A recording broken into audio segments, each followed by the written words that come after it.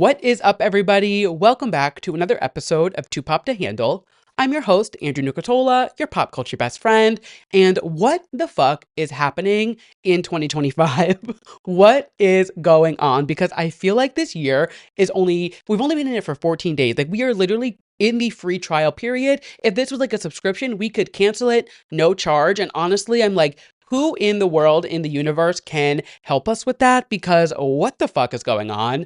We all kind of knew January was going to be a little rocky. Like, we kind of knew it was going to be a little because we had the TikTok ban coming up, which we'll talk about in just a moment. We had He Who Must Not Be Named coming into office next week, which we won't be speaking about because, we're going to just pretend it's not happening. And then it has just been like a non-stop roller coaster of bullshit since then. We have had celebrity divorces, celebrity breakups. We had Paige DeSorbo and Craig breakup, Jessica Alba, Jessica Simpson all getting divorces, and like all of this chaos just going on. And all of that aside, TikTok ban, Trump, divorces, none of that even matters when you really look at the big picture and think about the fact that LA is completely just like up in flames, quite literally, and just getting demolished as we speak. It is so heartbreaking. So before I go any further with this episode, I just wanted to take some time, send my love to anybody who's listening in LA, anybody who's been affected. If you know anybody who's been affected, I am just so incredibly sorry. Like, I feel like even just saying that, I feel like that's not even enough because there's no words to explain how I'm feeling for you guys. As somebody who makes New York his entire personality trait, thinking like, if this was to happen to my city, I would be devastated. So to just like put myself in your shoes and think like that, I feel for you guys. I am so insanely sorry and just like sending you guys so much love. Anybody listening who has any means to help or donate or anything, I'm going to leave some links down below in the description. So there are going to be places to donate, whether it's to a shelter, whether it's to rebuilding some of these homes to help the firefighters. I'll leave some links down below. I also sent some links out in my Substack newsletter over the weekend. So if you're subscribed to that, there's a bunch of links there. If you want more links, I'll keep those, on that post for you guys. But just like, if you have any means to donate, please, $1, $10, whatever you have, a little bit really does go a long way. And if you don't have the means to donate, there's so many ways to support the cause and just like get the word out of how people can help. There's infographics on Instagram. You can if you just take one of the links that I shared and put it on your story, just even if you have 10 followers, 100 followers, 100,000 followers, just sharing this news and ways that people can help. You never know who it's going to reach. So do your part, help out LA. I have so many incredible core memories in LA, whether it's my trip to Santa Monica I took last year. I had so many fun times in West Hollywood, in Studio City. Like, I've had so many, truly some of my favorite memories in my entire life have been in LA with some of my best friends. And so many of my closest friends call LA home and moved there from different parts of the country because they wanted to go there to start this new life and, follow their dreams and chase their dreams. And they've made these incredible memories and homes there. And it's just so devastating to watch it all quite literally crumble in front of our eyes. Like, it's so heartbreaking. It's so sad. And I'm sending my love to anybody listening. I hope this hour this hour and change of this podcast can be somewhat of a distraction to you guys and just, give you something to, escape a little bit, because I think everybody can need it, but especially the people in LA dealing with this could use this. So I'm sending you guys love. I've donated, I've shared a bunch of resources, so I'll continue to share as I see them. And it is just insane to watch. And speaking of insane, I don't know if any of you guys follow me on my TikTok, but there's been quite the controversy in my comments this past week. And it is actually tied to the fires and the TikTok ban. So first and foremost, I guess we'll just talk about the TikTok ban quick and how ironic it is that this week specifically, I've had so many of my podcast clips go viral, like back to back to back. I've gotten so many followers, so many likes, so many comments, and all of this engagement, and it might all go away this weekend. So that's that. But realistically with TikTok, I don't think it's going to go away forever. I do think it will be back eventually. I think we're going to go a lull period without it, and then they'll come to some agreement. They did just file that law or bill or whatever it is to extend it for 270 days while they try to figure it out. So we will see.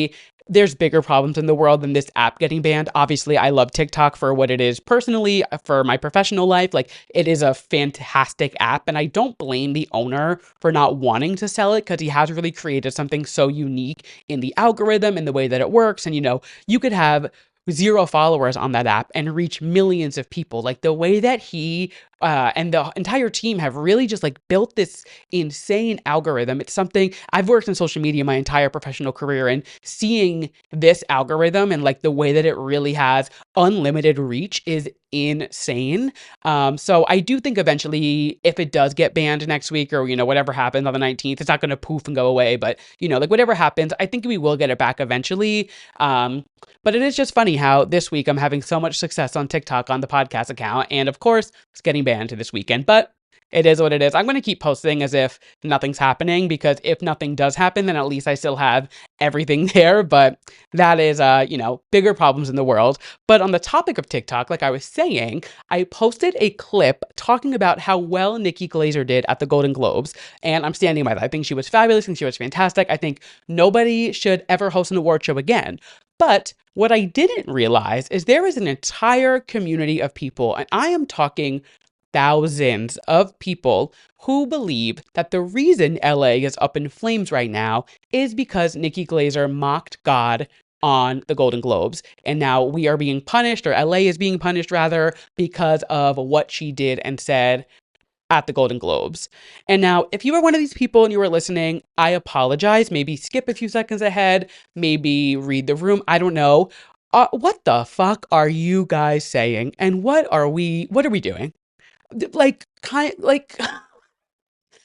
are we not gonna just like address the fact that like global warming, the climate crisis, there's no water in the fire hydrants in LA? Like, Nikki Glaser making a joke at the Golden Globes is not what is setting LA on fire. It's poor planning and mismanagement within their local government, and not having water in the fire hydrants. Also, like, canceling fire insurance on so many thousands of homes in the last few months to put funds elsewhere. If anywhere in the world needs fire insurance on their home, it is California and the entire West Coast. So when I read that, I was like, oh, interesting how that works. And now, really backfired on you guys there, unfortunately. But I was shocked. At first I saw like one or two comments come through about the Nikki Glaser thing, and I was like, okay, there's a few, woohoo people out there who do believe these things. But the way that it literally, I hate to make a joke about this, but it really did. It was like throwing gasoline on a fire in these comments. And it has just reached a side of TikTok that I am so afraid of, so terrified of. I didn't know there were so many people like this who truly believe that like Nikki Glaser putting on a Pope hat at the Golden Globes is the reason why LA is up in flames right now. And it's just crazy. And I'm just gonna leave it at that. If anybody wants some fun comedy hour to go read through some comments, go check out the Too Pop to Handle TikTok. It's definitely a sight to see, and I'll leave it at that. But that being said, let's get into the show. I will say the show is a little bit different this week because I was fully planning on talking about the Beyoncé announcement, which has now been pushed off. We're still going to talk about it, and we're going to go through it, but that was supposed to be the main focus of the show. So we're going to kind of reel it back a little bit. We're going to do some Drew releases, we're going to do some rapid fire TV recap, and then just kind of leave it at that, not putting too much pressure on this week. I feel like it's a weird week for the internet because of everything going on. So I'm just here to, have fun, chit chat with the girls, and just hopefully, again, be an escape for everybody, whether you're in LA or not. If you're trying to avoid something at home, whatever it is, I am here. So let's get into these topics. First things first, we're going to go through our Drew releases, which is our new music releases from last week, and any new music coming out next week. Kicking it off very strong with Ollie Alexander's newest single, When We Kiss, from his upcoming album, Polari. I love this song. It is so good. Something I really appreciate about Ollie and all of his music, even when he was years and years and, in this solo endeavor he's been going on the last few years or so, he has such a way of like, his writing just really paints a picture in your mind, and like he's so good at storytelling through his lyrics.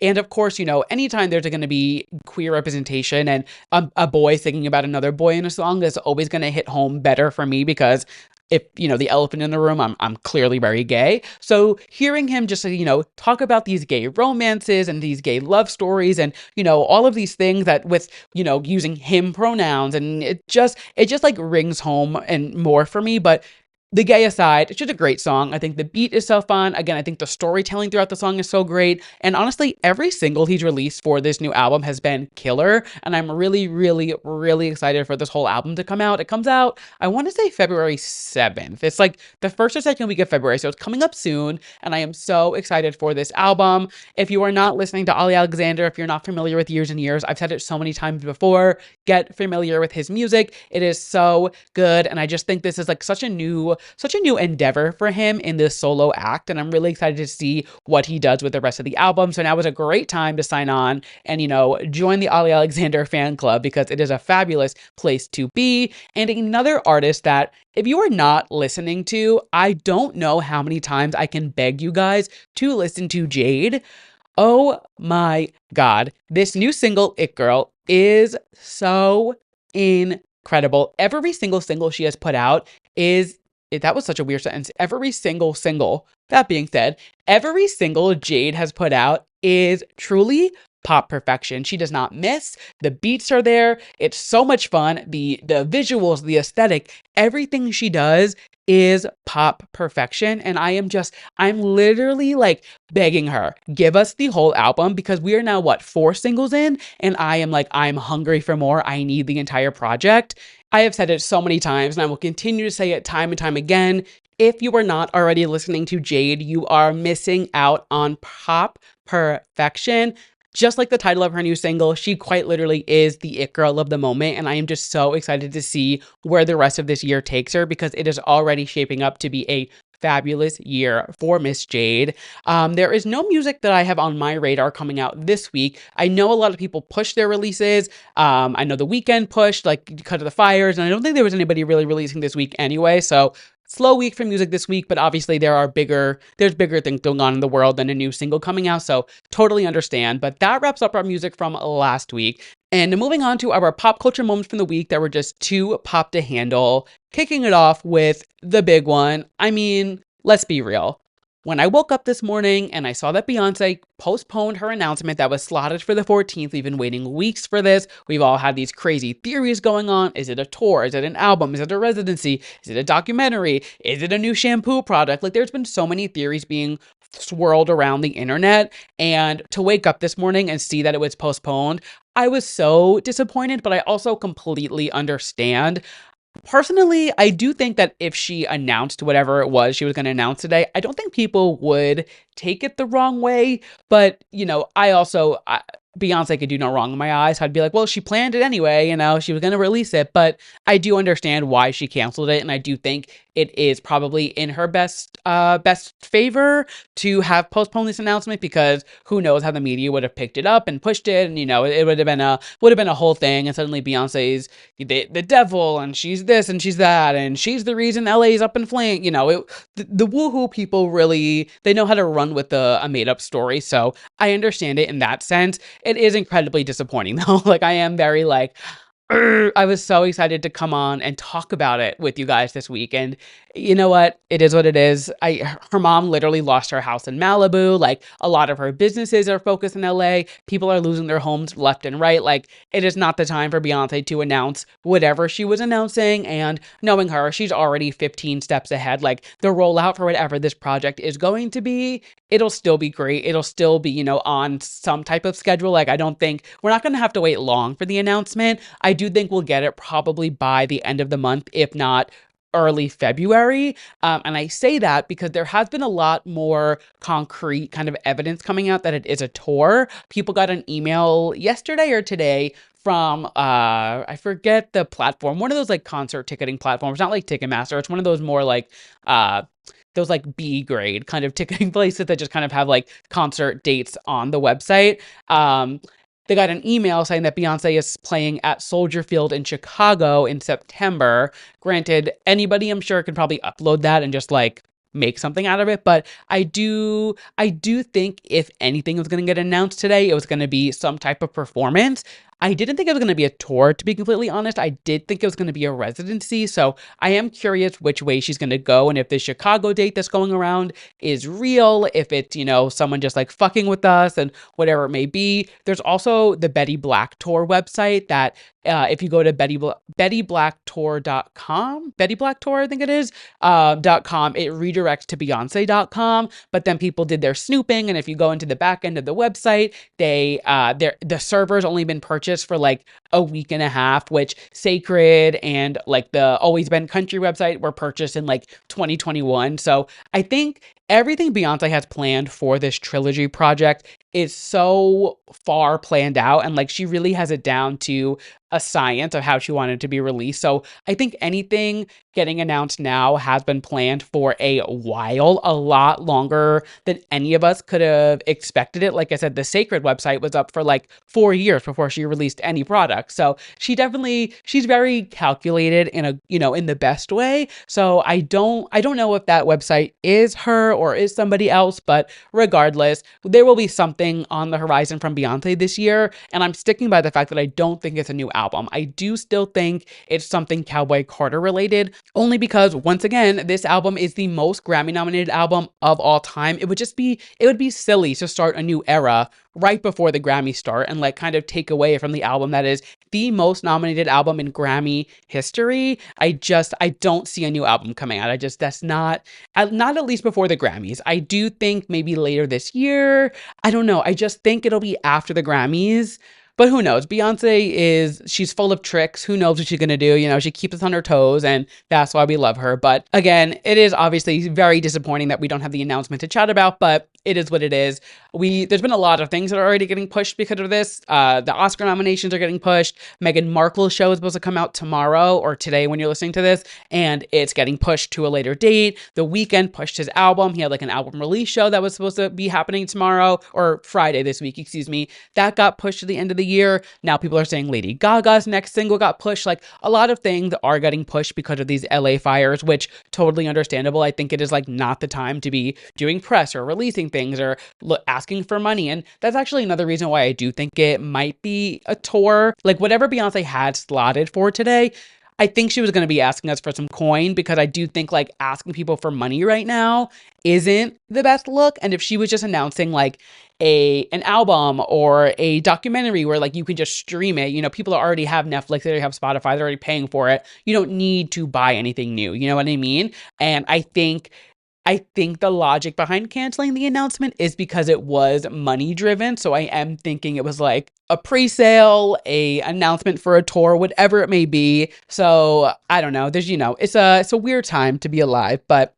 that being said, Beehive, get your coins ready, because I know Beyonce, she's going to come for us. And I had my coins ready for today, for whatever it was. My coins were ready to go, and they are still safe. They are still sitting pretty in my account, ready for whenever this announcement does come. But that will be whenever Beyonce wants it to be. So moving on, some positive things that have come out of the fire, which seems like a silly thing to even be able to say, but Heidi Montag and Spencer Pratt, they are like pop culture roaches. We can just never get rid of them. And honestly, I kind of love it. Good for them. They are making the most out of a terrible situation. So if you don't know what I'm talking about, Spencer Pratt and Heidi Montag's house burned down due to the LA fires last week, which is obviously devastating. Whether you're a famous person, whether you're rich, whether you're not a famous person, like regardless of your financial standing, anybody's house burning down and losing everything is devastating. But the two of them have decided to make the most of this shitty situation, and Spencer has taken to TikTok and encouraged people to start streaming Heidi's album for 2010 and buying it on iTunes, streaming it, using the sound on TikTok, and it is working. The album has now gone #1 on iTunes. A bunch of songs are charting on iTunes, so people are buying it. Everybody is using the audio on TikTok. Every celebrity, every influencer, every reality star just using the audio and being like, just doing my part, streaming Heidi's music. Like everybody truly is banding together and just like helping these two out, which it's so insane when you think about Spencer Pratt and Heidi Montag and all of the lives that they have lived. They have truly been, like I said, like pop culture roaches. And I say that as a term of endearment. Like I don't mean that in a bad way. They just like they're like at the height of their career, and then they they go away and then they pop back up, then they go away. Like just last month, 2 months ago, Heidi was like making waves because she started releasing all these old unreleased demos that she had from like the early 2000s. The biggest one being, if anybody listening has seen Confessions of a Shopaholic, there's that Lady Gaga song Fashion in there, which is originally a Heidi Montag demo, never released. Nobody ever dropped it. Like Lady Gaga did it for the movie. That was it. And it kind of just like went from there and like nothing came from it. Like if you wanted to listen to that song, you had to go on YouTube to find it. It was one of those. Like it was wasn't on streaming. You couldn't buy it. It just was like one of those like lost media tracks. So when she released it last year, I think it was like early December, maybe late November, she released it and it was like crazy because this song has just been like lost media for all these years. And out of nowhere, she decides to drop it. And she dropped a bunch of other songs too that were like teased over the years. And there's all those demos that float around. So she was kind of starting to make her way back into the music scene by like teasing some old stuff and dropping some old demos and stuff. So this kind of, I hate to say, it's like a serendipitous thing that like she was making her come back to music last year anyway. And now this has all kind of been, a series of unfortunate events, but it's kind of having a silver lining to it. And it's crazy. Like Pitbull's trying to get on the remix. Spencer's reaching out to all of these brands. He wants to do like an Erewhon smoothie. He put out a whole like thing. He was like, if any brand wants to work with us to use Heidi's music, shoot me an email, shoot me a DM, and like, let's make something happen. So like, he is like truly just like putting on his manager pants and running with it. And honestly, you know what? These are the moments where I love the internet, where we can all just like band together, be united, and like support a cause that is for the greater good. Like it's not hurting anybody by streaming this song, by buying the album, by whatever it is. And like, it's such classic 2010s music that like listening to it, because of course I'm doing my part in streaming it, listening to this album, I was like transported back to like my early internet days. And it unlocked a memory that is so specifically niche. And I was like, I cannot wait to talk about this on the podcast. So back in 2009, I am dating myself so bad, but back in 2009, when I first made my Twitter, I was 13 years old, way too young to be on the internet, but like, it is what it is. I turned out kind of okay. There wasn't that many celebrities on the app and there was no verified checks. It wasn't like, it was kind of just like a free for all, a lawless, unspoken rules place. Like it was just insane. And Spencer and Heidi were two of the first like reality stars on the app. I remember specifically like them being on there, like a lot of the Real Housewives. Like there was no like major A-listers on the app yet. It was a lot of like reality stars, gossip bloggers like Ocean Up, Perez Hilton. Like I'm really digging into the archives right now of my memory. Wow. But Spencer and Heidi were like always all over Twitter. They were fighting, they were breaking up, they were having these staged paparazzi photos. And I remember specifically one day just like being tired of it. And at 13 years old, I was on Twitter. I thought it was so cool. And I posted like how annoying the two of them are. And I remember almost instantly the two of them blocked me on Twitter. And this is like 2009. I'm 13 years old. So I'm like, oh my God, Spencer Pratt, Heidi Montag. Mind you, The Hills is like at its peak. And I'm like obsessed with everything MTV. And I'm like, oh, Spencer and Heidi just blocked me on Twitter. I was like, oh my God. We have beef. Like I'm fighting with Spencer and Heidi, and I don't know when, but sometime over the years they unblocked me. They did actually follow me at one point, and then they blocked me. So I don't really remember the timeline, but I know that they did follow me for a while. And then they blocked me, and I don't know when they unblocked me, but at some point they unblocked me. And now here we are. I'm streaming Heidi's music. I'm helping them out. So it really is a full circle moment. I'm being the bigger person and helping these frenemies out in a time like this. But it really is crazy when you think back of like, I have had so many lives on the internet, as so many of us have. Like, we have really lived through so many eras. And that's really why, like, tying it back to the TikTok ban, like, we have all seen so many platforms come and go. Maybe not to the magnitude of TikTok. I think the closest thing is like when Vine got shut down. But like, we've seen so many iterations of apps come through. I mean, Twitter has had so many changes. X, I guess, whatever you want to call it, has had so many changes. Like, we used to be able to text to tweet. Like, it was just like, it's been so many different things. Remember, what was it? Kick? There was like all these apps that we used to have and just like disappeared. And like, there was a new one that came or it came back, or like, that's why, like, when I think of the internet and think of all the lives that I've personally lived and all the lives that we're going to continue to live, I'm like, this TikTok ban, everything, it's going to be fine. Like, it's going to be okay. if it comes back, if it doesn't, like there will be a new platform, or we will migrate to a new platform, and we'll figure it out. It's just it's crazy that like all of this is coming up this week, because I'm like, we are really just like, we're throwing it back with Heidi, Spencer, social media platforms going away. Like it's a wild time to be alive. Moving on to our next story and topic of the week, some celebratory news for somebody who is very loved on this podcast, Miss Megan Thee Stallion. So Megan Thee Stallion was officially granted a restraining order against Tory Lanez. So last month, Megan had filed for a restraining order against Tory Lanez, alleging that he had been harassing her while serving a 10-year sentence for shooting her in the foot back in July of 2020, which we all remember where we were when that happened. It was fucking insane. And just like, I'll never forget the video footage of her like hopping out of the car. It was crazy. It was insane. And like the fact that she's still dealing with this bullshit is unbelievable. He's been in jail serving time since December 2022. He was convicted of 3 felonies: assault with a semi-automatic firearm, having a loaded unregistered firearm in a vehicle, and discharging a firearm with gross negligence. So he's been in jail, he's locked away, and is still somehow harassing my girl. And I'm just like, can you leave her the fuck alone? You already shot her in the foot. You already have been like making her life hell. All of his insane deranged fans are posting free Tory, like they're anti-Megan, and all this stuff, as if Megan did anything wrong. There was a whole thing saying Megan lied about it, and just like all of this bullshit, just continuously people undermining women's stories, which I mean, like, what else is fucking new, unfortunately? But now, until early 2030, there is a restraining order against Tory Lanez, so he cannot do anything regarding to Megan without some consequences, which thank fucking God. Honestly, extend his prison sentence, make it longer. Like, he's clearly doesn't know how to act even after all of this shit has happened, and like he's just paying for the consequences of his actions, and he still doesn't know how to act. So like, I don't blame her for being afraid. She gave this like heartbreaking testimony. She said, I feel like maybe he'll shoot me again, and maybe this time I won't make it. So whether it's himself getting out in a few years and shooting her, or one of his insane deranged fans, like she is, she's making sure she's good. She's protecting herself. And I love to see Megan Thee Stallion winning in any aspect. So we will always celebrate that. And honestly, like something about this always drives me insane. I think about it all the time. Is the fact that when Tory Lanez shot Megan Thee Stallion, it was outside of Kylie Jenner's house at one of her parties. And I don't think Kylie has ever made a statement about it, has ever mentioned it, has ever like shown any type of like support to Megan about it. I could be wrong. Like I could have missed something, but I'm pretty up on it, especially with Megan, because I love her so much. And I'm just like, this all happened outside of Kylie Jenner's house.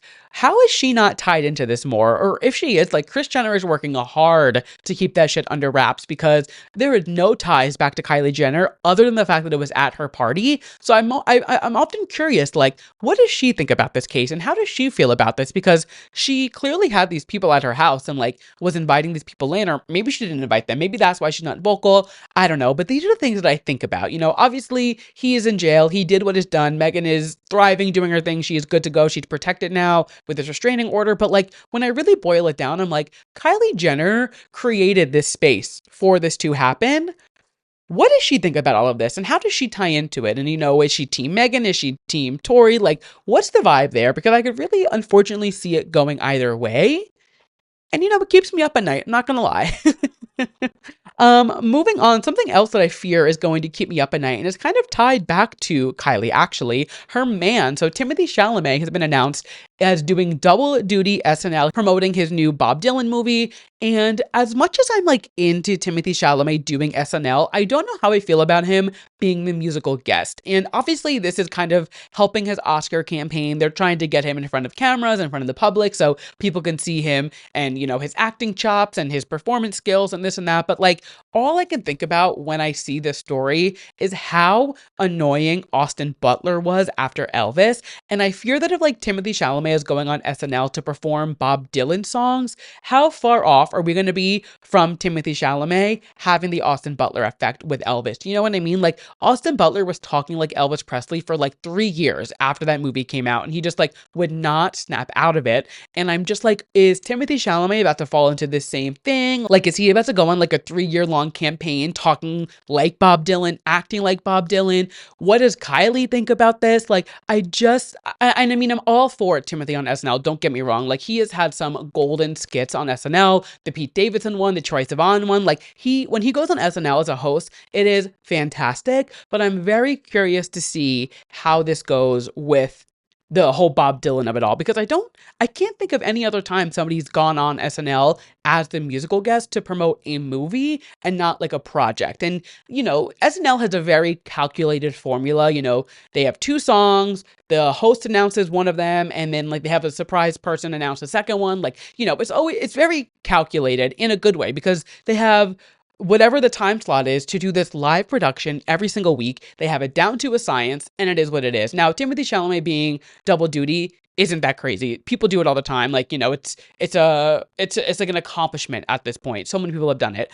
But going on to do it to kind of campaign for an Oscar and promote this movie, especially when the movie's not making waves the way that people expected it to. Like, people aren't like going crazy over it. People aren't raving about it the way most people usually do for Timothée Chalamet movies. And I haven't seen it. I would like to see it. I think Timothée Chalamet is a great actor, and I do really love pretty much everything I've ever seen him and I've loved.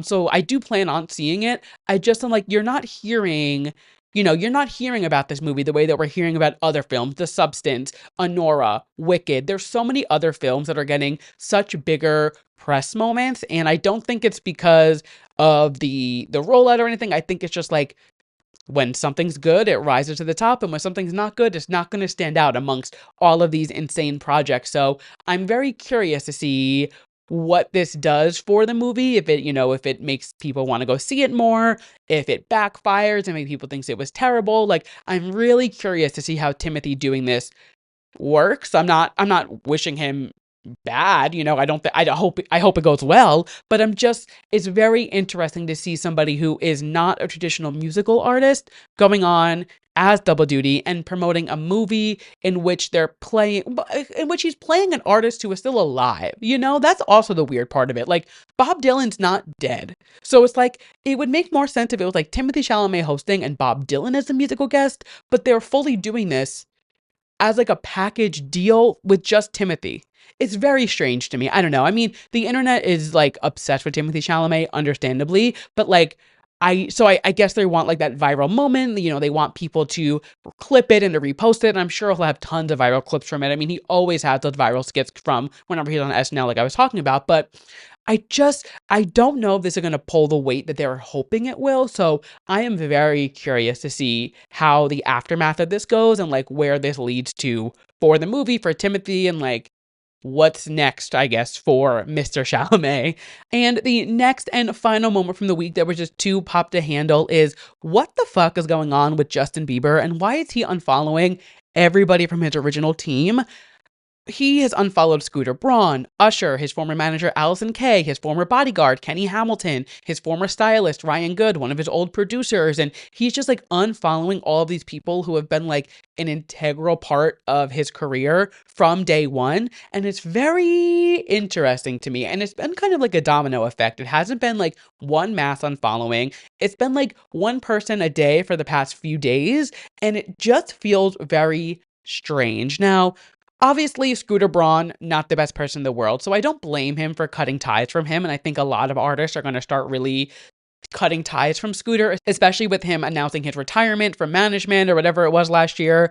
And I think a lot of artists are kind of just like getting to their wit's end with Scooter. I think we're going to see a lot of this, but for him to unfollow Usher seems so strange to me. And the reason why is because Usher is Justin Bieber's mentor, but Diddy was Usher's mentor. And if you remember when the Diddy case was really starting to get like uncovered, all of those videos and photos of Justin Bieber at the Diddy mansion and these parties were coming out. And there were videos of Diddy patting Justin down to make sure there was no wire on him. And there was just like a lot of like cryptic messaging that kind of alluded to Justin Bieber like being involved in whatever fucked up shit was going on behind the scenes there.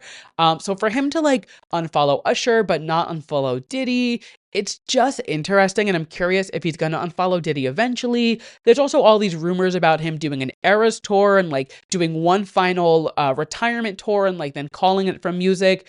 We all know Justin Bieber and touring do not mix. They are not a match made in heaven. He doesn't like doing it. So I'd be surprised to see if he did end up doing a full tour. But I do think Justin Bieber does have to do like a full retirement tour just because of like how impactful he was to early 2000s pop music and like the way he really did like shake up the culture. I do think there is like one more tour, if anything, left in him to do it. And I think he'll just like power through, do it, and like call it a day. But it's very interesting to see the way he's unfollowing all these people. And like, it does seem like he's getting ready to like cut ties completely, announce either a retirement, a final tour, an Eras tour, or a new album, or I don't know. I mean, he just had a baby and obviously he's like newly married. So he's had a lot of life changes. And like I said, with this Diddy case, I'm sure he's had a lot of stuff kind of resurface for him. And it's got to be very traumatic whatever went down there. So I'm very curious to see what is in store for Justin Bieber for 2025 because it's shaping up to be very interesting. And I don't know. I'm watching this. I've got my eye on you, Justin Drew Bieber, and I'm gonna see, what you got going on there. Another one who actually ties back to my early days of Twitter. Justin Bieber still follows me on Twitter back from 2009, and that has been a long-standing oomph from the early days of Twitter. God, I miss early Twitter so much. I really do. There was nothing like it. If you were not on Twitter in 2009, 2010, you have no idea how bonkers that fucking app was back in the day, and it was the best time for that app. I miss it every single day. That being said, we are wrapping up our pop culture moments from the week and diving into some TV recap. We have a lot of TV to recap. We've got Real Housewives of Salt Lake City, The Traitors is back, and Drag Race. So let's dive in because we have a lot to chat about. Kicking it off with Real Housewives of Salt Lake City. I am so sad that this season is coming to an end this week because it has truly been incredible reality TV, just episode after episode after episode. And I've said it so many times, but coming out of that insane finale at the top of the year, it was really a gamble of how this season was going to go and if it was going to, live up to the whole reality Von tease of it all. And they have just blown it out of the water. And I think it's just going to get better from here. I think they are really setting it up for like perfect storylines to just continue to grow in these relationships, these fights, and just, it's just so good. And the real big takeaway from this most recent episode was Brittany recording in the Sprinter van, which was so strange. So for her to sit there and be like, oh, I was trying to record myself and congratulate my daughter for getting 100 on her test. First and foremost, girl, at least come up with a better lie than that. Like if you're gonna lie and like get caught recording in a Sprinter van while all of the housewives are fighting, at least have a better lie and be like, oh, I didn't realize it was recording. Sorry. Like put your phone in the bag. Like at least hide your phone better and don't have it in your hand to show that you're recording. Like, hello, what are you doing? And then for her story to change 4, 5, 6 times and to continuously just like double down on like, I didn't mean to record. It was an accident. I didn't mean it. Like you're just making your case so much worse for yourself. And I don't blame these girls for not trusting you anymore. Specifically, like after what happened with them last season with Monica and Reality Von Tease, like, yeah, I would flip the fuck out on you too. I really don't think they overreacted. I don't think any of the attacking her was unwarranted. I think they all, also the way that they all just like were in a fight with each other. And as soon as they called out Brittany for filming, they all bonded together to be like, absolutely the fuck not. We are not doing that in this group. That is girlhood. Like that truly is the definition of girls coming together and being like, we all might hate each other right now, but we're all going to make you public enemy number one because you are going against all of us. And if one of us is going down, we're all going down. So that's the thing I love about Salt Lake City is they all do end up coming together, whether it's like Lisa and Whitney hating each other's guts, but like they do have each other's back at the end of the day, or like Whitney and Meredith, like, there's so many feuds within the group, but at the end of the day, they really do all come together and like have each other's back when it's needed. They slip up, but for the most part, they really do bond together. And I think they've all been through so much with Jen Shaw, with, oh my God, what was the one cast member who got kicked off for the racist tweets? Oh my God, her name's slipping my mind. But the one who was on season like 2 or 3 who came on, I think she was Jen's friend. Like they had her get kicked off. They had Jen get arrested. They had Heather get punched in the face. Like there's been so much that these girls have gone through together. So I think there's just like a bond there that even though they might hate each other's guts, they still have each other's back because nobody's gone through the shit that they have all gone through together. So I don't think they overreacted at all the way they attacked Brittany. I think Brittany really is like, she is a one of a kind diva. diva, and I'm gonna leave it at that. Like, she really does live in her own world. It's truly admirable. It really is. And I mean, I can't talk about this scene without talking about Mary Cosby, and just like the comedic timing that woman has is impeccable, and it's not even on purpose. Like, she's not doing it to be funny, but she is the funniest person on that show. When Meredith is going off on Brittany and she's like, "Get her, Meredith," she was not trying to make a joke or make a meme, but my God, was it perfectly timed. It was so good. Also, Bronwyn, she was like, "All right, Steve Jobs, I don't need you to describe how to use your iPhone to me. You were still recording me." Like, these girls really did do a complete 180 and just flip the script to make sure Brittany knew, like, absolutely not. You are not recording us in this Sprinter van. I also thought it was very weird the way Brittany made the lunch all about her later in the day and was like, I'm realizing that my life's gonna change after the show premieres because I'm admitting that I've had sex with somebody before marriage. And it's like, have you not watched the other 4 seasons of this show and watched all of their lives change? And like, Heather releasing a book all about the fact that, like, she's a bad Mormon, and Whitney talking about the fact that she was kicked out of the Mormon church because she had an affair. Like, all of these women have put their lives on the line for years, and the Housewives as a whole has been a franchise since what, 2007, 2008? Like, you knew what you were signing up for when you came on this show, Brittany. There's no way for you to sit there and act as if any of this is surprising, any of this is a shock to you, because you know what you're signing up for when you go into Housewives, especially when you go into Real Housewives of Salt Lake City. After the season that they just had, you knew all eyes were going to be on you, and there was no way to hide all of these things, especially like tying back to like Angie K bringing her that bottle of wine and her trying to be like, "They can't know that I drink." You're drinking on national television. They're going to know that you're drinking. Just because they don't see you doing it in person doesn't mean when they watch it on TV, it's going to be like, "Oh, well, it was on TV. It makes it any better." Like, Brittany really is a space cadet in that way, where I think she thinks that like what happens on TV stays on TV and won't affect her in real life. And it's an interesting trope for her to have. Like, it really is an interesting, character arc to kind of go into this show with, because it's just like, have you not watched any Housewife franchise ever? It is insane. I don't think Brittany's smart enough to hide a recording device in Meredith's room. I understand Meredith's paranoia and thinking like, "Oh, Brittany must be spying on all of us now," but I truly don't think Brittany has the brain power. And this sounds so mean, but I don't mean it in a mean way. I just mean it in like, she's shown us that like she's not the brightest bulb in the tanning bed, and I don't think she's smart enough to like get a spy camera, get a microphone and plant it in somebody's room and be able to live feed into it. I just don't think she has that in her. Again, she got caught recording them in front of them. Like, she literally could have just put her phone in her bag on record and nobody would have known. But no, she's holding the phone in her hand for everybody to see that she is openly recording their conversation. Like, I don't think she's smart enough. I understand Meredith being paranoid, but I don't think she has that in her.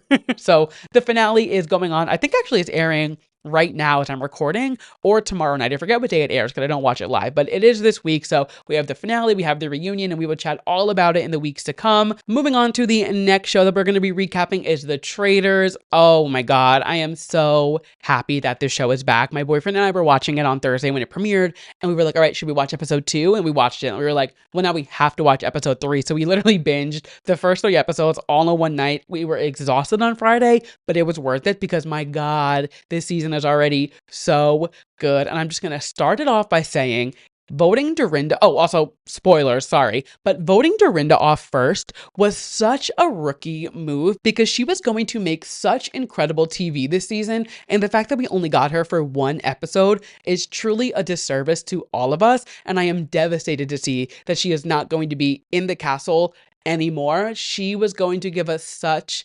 incredible round tables and confessionals, and it was just ripped away from us, and it's heartbreaking. And everybody on the internet is blaming Bob the drag queen, but I can't even blame Bob the drag queen because he is making even better television.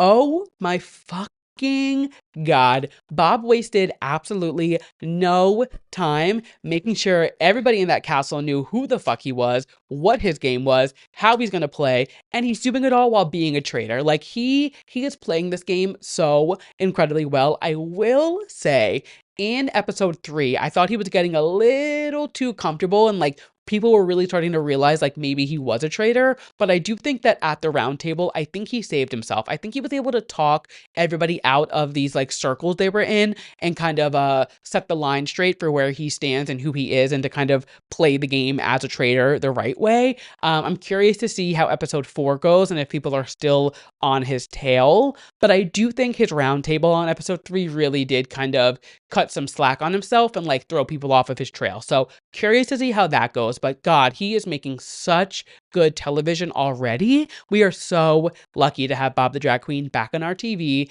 Give him the Emmy now. I mean, that roundtable with Dylan was insane. For that to happen 3 episodes in, I'm like, oh, we were in for a treat this season. Also, can we talk about the way that the producers are already giving Dylan Efron the Pilot Pete treatment and painting him as like the castle's boyfriend, and he's like this hunky guy, you know, that everybody loves him. He's like this smart player. Like, they are already painting him to be the Pilot Pete of the season, and I am buying every second of it. That scene of him with the towel on in the mirror, the scene of him working out, I was like, oh, they are feeding us with this Dylan Efron content, and you know what? I will take it. It was a sight to see, and I'm very into whatever they're going to be delivering with him this season, because I'm liking what I'm seeing. Somebody I am not liking seeing on my TV is Tom Sandoval. I just think he is trash. I think he is not a good person. It is sad to see him quite literally detoxing in front of our eyes. Like, to see him like sweating at breakfast like that at 10 a.m. and like completely just being like off his rocker because he's not having the usual drugs that he's using is very sad, I will say. And like, I'm not making a joke of it. Obviously, addiction is serious, and like whatever his vice is his vice. But like, watching him crash out on TV like this is kind of insane. And I'm honestly surprised the producers are letting it happen. I'm curious to see like what level it gets to as the season goes on, because he really is like, he's clearly not okay in this castle, and like his eyes are all over the place. He like bugged out, he's sweating, he's pacing around the castle. Like, something is not right with him. And I don't say that in like a mean way. I mean that in like a, you got to get some help. This is not the way to detox like this. You know, it's a little concerning. And honestly, like, being real, thinking about like the way people can have withdrawals like that, I'm like, is he good? Obviously, we know he's good. He's out of the castle. Like, he's okay. But like, it's a little jarring to watch. But I also just like, I don't like that man. I do not like him for a single bit. I don't like the way he's coming for Chrishell. And I am loving the fact that Chrishell is not letting Tom walk all over her. She literally turned to him and was like, this game takes a lot of manipulating, lying, and cheating, which we all know you're good at. And I think in that moment, he was like, okay, this is not the one to fuck with. Like, I think from that moment on, he was like, all right, let me lay low on this one, because she is not one to be reckoned with. And you know what? She's dealt with Christine Quinn. Tom Sandoval is nothing compared to the shit that she puts up with in the Oppenheim office. And that is why we stand Chrishell and this house. She's everything to me. I'm obsessed with her, and I'm so obsessed with her friendship with Gabby Windey. I love Gabby. I think she is one of the funniest people ever, and seeing her, like, her ditzy funny girl charm kind of come into this game, and like, she plays it so well, but we know she's not really like that ditzy, you know, she's smarter than people think. And even her walking into that little library and seeing them coming out, like, if anybody on the show is going to have secrets and like uncover who the traitor is, I'm so glad that it's Gabby Windey, because it just makes sense. Like, of course, out of everybody in this game who was so strategic, who was trying so hard to crack the case, Gabby's like going into the bar and happens to walk in on everybody walking out of the library. Like, it just makes sense. And I'm so excited to see what she does with this information next. And then the final thing we're going to talk about on the topic of the traitors coming out of the library and like getting exposed or whatever's going to happen. I am unfamiliar with Danielle before this show, but I already love her. The way that she is playing this game as a traitor, I think, is the perfect way to play it. And I'm so excited to see how she plays this game and like what she does to kind of throw people off of her trail. I think she is really one to watch. And I think her and Bob being traitors together is really going to be, it's going to just make golden television. I am so excited to see what is in store for the two of them this season. That being said, obviously we have a lot of traitors to go. I think the show's on till like April, so we will talk about it every single week as we go. And another show that we still have a while to go with is Drag Race. It is another day in the workroom, and we are back for part 2 of the Drag Queens Got Talent show. So obviously last week we saw the first group of girls go. This week we have the second group. And I'm picking up on this like TV show theme of this season. The season started with the Squirrel Games, which obviously the Squid Games. Then we had the Masked for Max Singer as the runway. We have Drag Queens Got Talent, and now we're having Is It Cake, which is obviously the Netflix show. So I'm picking up on your game, RuPaul. I don't know what you're trying to put down with all these TV references, but we're on to you. So it is announced by no other than Lawrence Chaney that the runway this week is It Cake? And I'm not gonna lie, I honestly wasn't thrilled with this runway. Like, it wasn't that it was bad, but it also wasn't good. Like, they were definitely on a runway. There was definitely a lot of cake in many forms of the word, but it just wasn't giving what I wanted. But we are only on episode 2, so I'm not gonna sit here and rule out, the season and be like, they're not giving what they need to give. Like, it's the second episode. Obviously, it is what it is. It wasn't bad. It just, I wanted more from it. But that being said, let's get into these runway looks. So kicking it off with Sam Starr, she came out in her little wedding cake, quite literally taking Is It Cake and making it a literal dress. And I liked it. I didn't love it. I didn't hate it. I liked it. I thought it was cute. It was a good concept. She looked great. I thought it was fun. And like I said, a literal translation of the runway, but it didn't like wow me or blow me away. I thought it was like, it was good. Next up, we had Anya Nerve, who last week I wasn't loving, but I will say she stepped it up this week. I did like her runway, and I did like her talent show, which we'll talk about in a bit. She gave like that peach moment, which again gave that like double entendre of cake, because cake is but a peach. She was really playing into that, which I appreciate a pun and I appreciate a creative spin on it. I do think it could have been a little bit more polished and a little less like I bought a skirt off Amazon and like cut my ass out of it kind of vibe, but it was good. I liked it. She definitely stepped it up from last week, and that's all I can ask at this point. You know what I mean? Next up, we had Crystal Envy.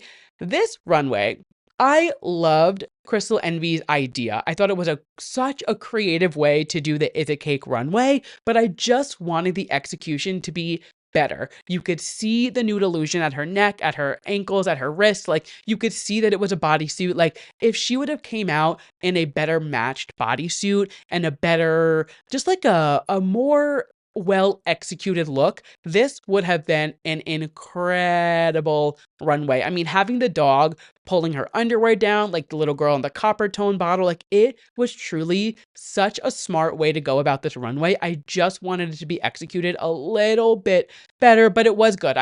She gets a lot of points for creativity. I'll give that to her. Next up, we had Corey King wearing literally Monet Exchange outfit from Work the World, which I don't know how I feel about it. I do think it is a really fun nod to Monet, who Corey continuously says that like Monet is her biggest drag inspiration. And it is really cool that she like bought Monet's old drag and like wore it on the runway. Like, what a better way to pay homage to your favorite drag queen. And Monet being one of my favorites, if not my all-time favorite queen from Drag Race. Like, obviously in that sense, I love it. But I did think, again, with the whole theme of like the cake, like all she did was like rip off the skirt and show her butt. Like, there could have been something more creative there. I don't know. I liked the look, but again, with this runway, it just didn't, I don't know. It just like everything just kind of fell short for me with this runway, but that's a me problem. Next up, we had Lexi Love. I loved this look. I thought it was so cool, the way that the screen was changing, the way it was just like, it almost was giving like that Renaissance outfit that Beyonce wore with like the screens and everything. I will say, again, the cake factor of it all didn't really do anything crazy, just had like her ass cheeks hanging out of the back, which was fine. Like, again, it was supposed to show off the cake of it all, which is their behind. But again, I loved this runway, but not for this theme, if that makes sense. That's kind of like what I'm getting at with this whole runway. Like, I really liked the looks, but I just thought like for the Is It Cake runway, I don't know. I expected different, I guess. I don't know. Again, I'm not even a drag queen, so I'm sitting here like talking and like critiquing these looks as if I could get up there and do it. But that being said, we're going to keep going through the list. Next up, we had Hormona Lisa, and I did not like this look. It, like Michelle said, like everybody is saying, like everybody does Marie Antoinette. Like, it's a very outplayed theme. Like, it's been done before. It'll be done again in the future. Like, I think everybody is on the same page, where it's like, I think we can cut the Marie Antoinette, unless you're going to do something really out of the box with it. Like, give me like something like a headless Marie Antoinette, or like give me something really out of the box with it. I think we could leave it there. And this runway, it was fine. It wasn't anything great. It wasn't anything but it was what it was. I don't know.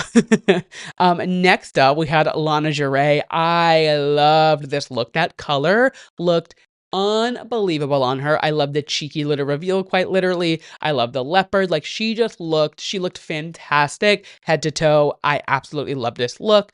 Next up, we had Acacia Forgot, and I fucking hated this look. I don't think there was a single redeeming quality about this look. It looked like she took a sheet, tied it to her waist, and walked down the runway. It was just wasn't good. I didn't understand the fence on it. Like it just I don't know what she was getting at with this runway, but it was not computing for me, and I don't think I'm alone in that.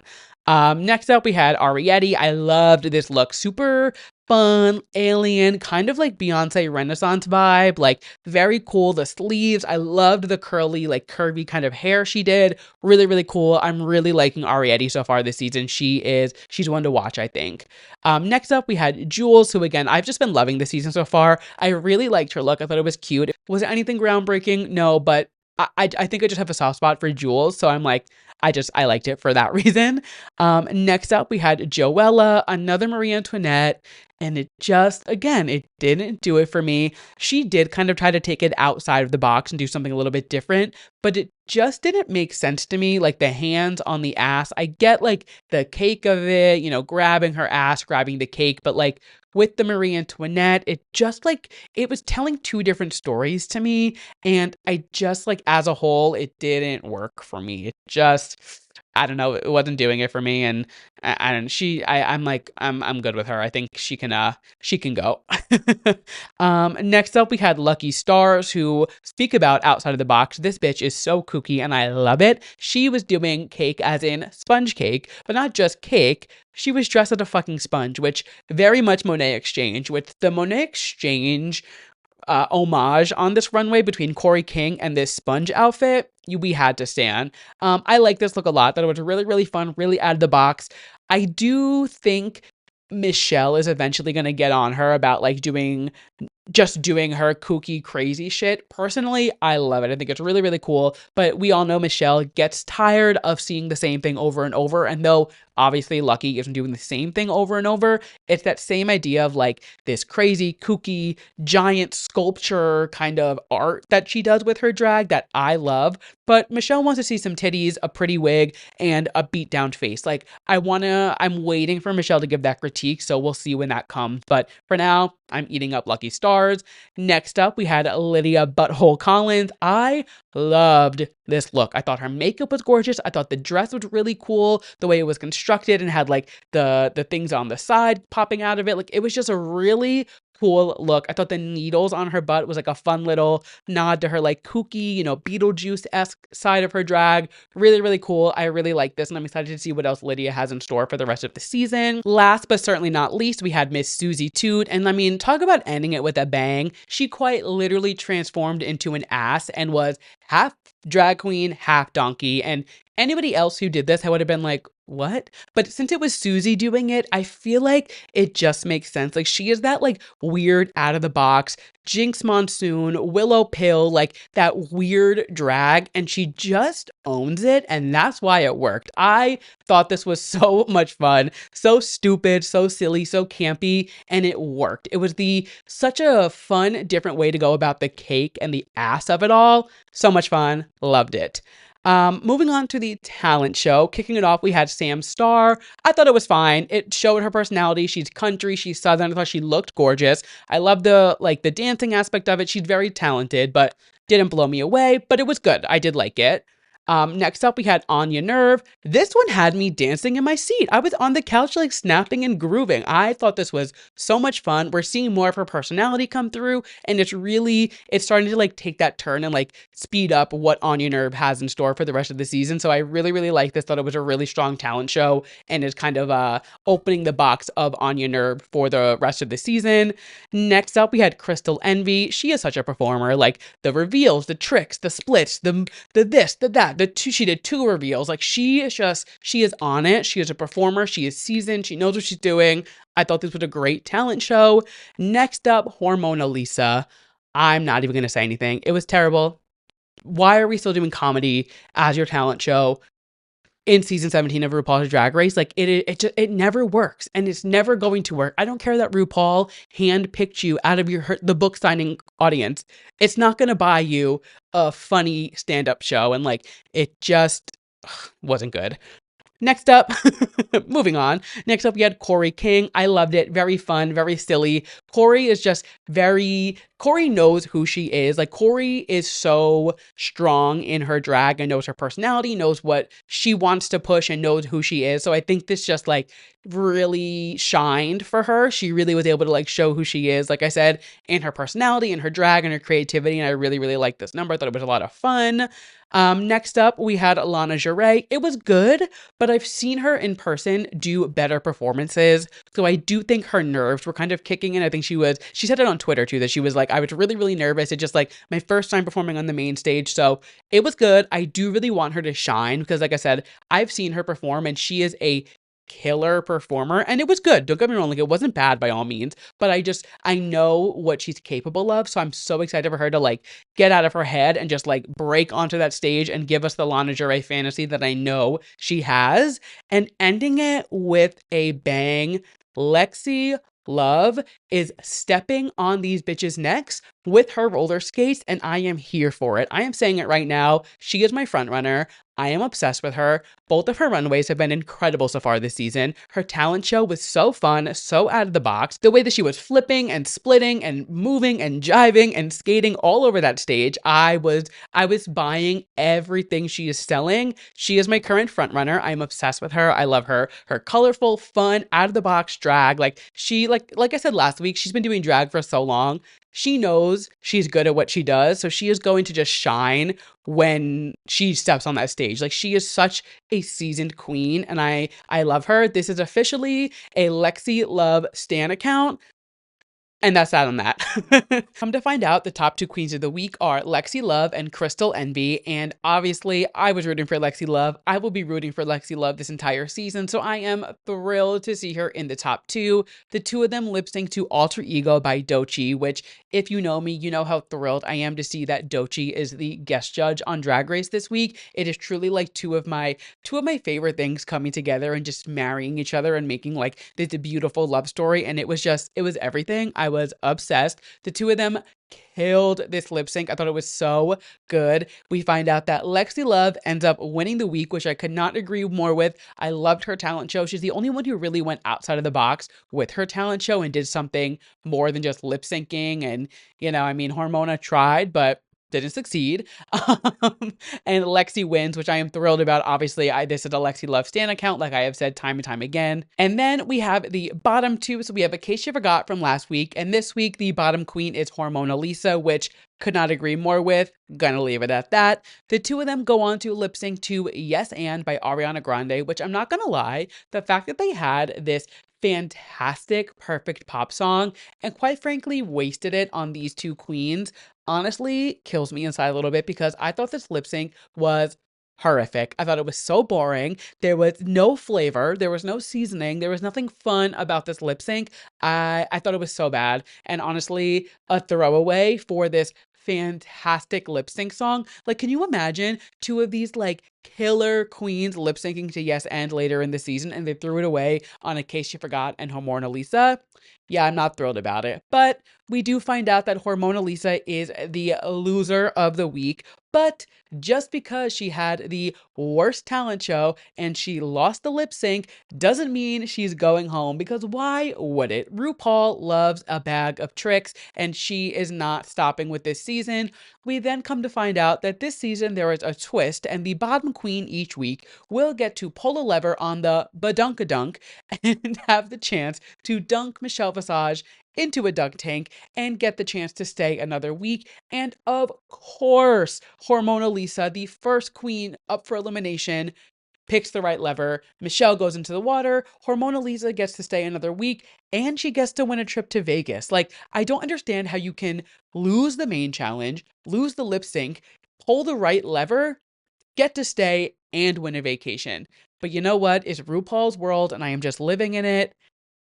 I guess like it makes no sense to me, but it's very much giving it's chocolate from season 14. So you know what? It is what it is. That is Drag Race for the week. I like I said, it's only episode 2, so I'm not gonna sit here and be like, oh, we're the girls aren't bringing it because it's only 2 episodes. So I definitely am excited to see like what they have in store after the like first episode nerves kick in. I feel like it's kind of like their first 2 runways in their talent show. They really just have to like get over that hump, and now they're like, all right, we've done this before, we can do it again. So I am thrilled for the season of Drag Race, and I cannot wait to see where we go from here. And with that, we have made it to the final segment of the show. It is time for my yes and my mess of the week. My yes being something I am loving, and my mess being something I am not loving. And we always kick things off on a high note. So my yes this week is just the love and joy and support that everybody has been giving Hoda as she left the Today Show last week. Watching her say like, oh, I turned off my 3:15 alarm. I can take a Soul Cycle class and then take my girls to school and make them breakfast. And she has been on the Today Show for 18 plus years, just like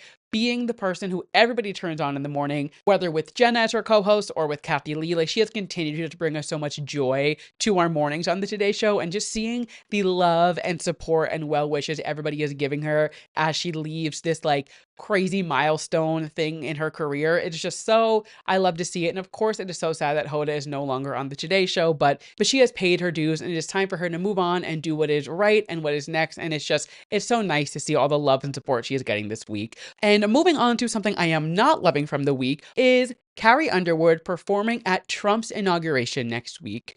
Now, hear me out. She releases this statement. She's like, it's this crazy opportunity. I get to perform at inaugurations once in a lifetime. And any other election year, sure, perform at the inauguration. I get it. But when it is Donald Trump's inauguration, now I don't see it, because this is such a polarizing election, and there are so many human rights at stake with him coming into being the president. Performing at his inauguration, yes, it is a incredible opportunity, but it just goes to show that like she has stayed silent for years when it comes to politics, and this is your first thing that you're going to say. This is the first time you're going to make your splash in politics and try to say like, well, it's just a great opportunity. No, absolutely not. Kelly Clarkson would never do this to us, and that is why she is the American Idol. Nobody will ever touch the crown that's on Kelly Clarkson's head, because when you really think about it, Carrie Underwood has kind of shaken that American Idol title and gone on to this next level of success as Kelly Clarkson has done. And now just like seeing her make this clear political stance and deciding to perform his inauguration, whether she voted for him or not, this is enough of a political statement for me to be like, all right, you know what? Before He Cheats is off the playlist. We are done with Carrie Underwood. And that wasn't on my bingo card. I really always thought Carrie Underwood was like on our team and was one of us and was like a good one. But I guess I shouldn't be that surprised by this, but unfortunately, I am. And that being said, we have made it to the end of the show. Thank you guys so much for listening to this week's episode of Too Pop to Handle. If you liked what you heard and you're listening to us as a podcast, make sure you leave me a 5-star rating and follow the show. If you're watching us on YouTube, make sure you give us a thumbs up, hit subscribe, drop a comment down below. If you would like to follow me on social media, we are at Too Pop to Handle across all platforms. If you would like to follow my personal accounts, I am at Andrew Nucatola. Everything will be linked down below. You can find it all in the description. And I say it every week, but if everybody listening to this sent it to one friend, I will double in listeners. It is simple math. Share the love, share the wealth of Too Pop to Handle. Everybody needs a new podcast to add to their rotation. Everybody needs a little distraction with everything going on right now. Share the link, share the love. It's free, it's simple. Reminder, all of those resources for LA Fires will be down below. So if you can donate, if you can share, if you can do anything to help, please do it. It really, a little bit goes a long way. LA, it's so heartbreaking, and it's really so upsetting to see. So if you could do anything to help, share a link, donate $1, whatever it may be, it really is appreciated by everybody there. And with that, I will catch you guys next week. Bye.